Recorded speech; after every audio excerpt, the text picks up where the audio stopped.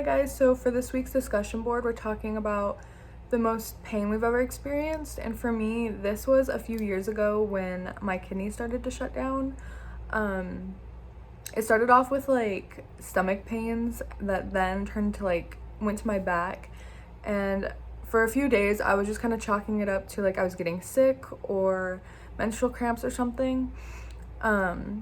But then they started to get worse, and I started talking to my mom about it, and I didn't want to go to the doctor because I was afraid that maybe I was just being over dramatic and that it wasn't really anything serious. I was just being sick or something like that. But it got to the point where I literally was in so much pain that I couldn't move or breathe without it hurting, to the point where I wanted to cry.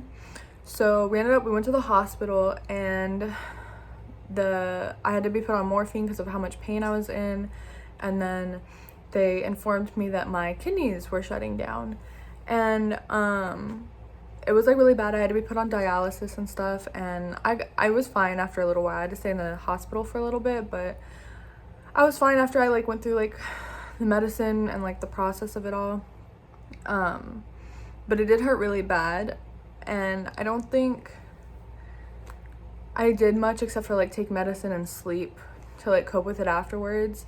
So I don't know if my culture really affected that because of the severity of the situation, but I do think it affected the process to make the decision to go to the doctor in the first place dealing with the pain, because that's something I usually do. I chalk it up to me being over dramatic, so I don't like to take painkillers usually, and I was this time, and I still didn't think it was necessary to go to the doctor.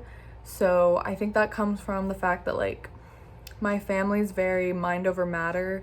We try to keep a more positive mindset when we feel bad, and try to do things Ayurvedically as much as we can before going to the doctor or taking medications or anything like that. So I think that definitely played a big role in the whole process.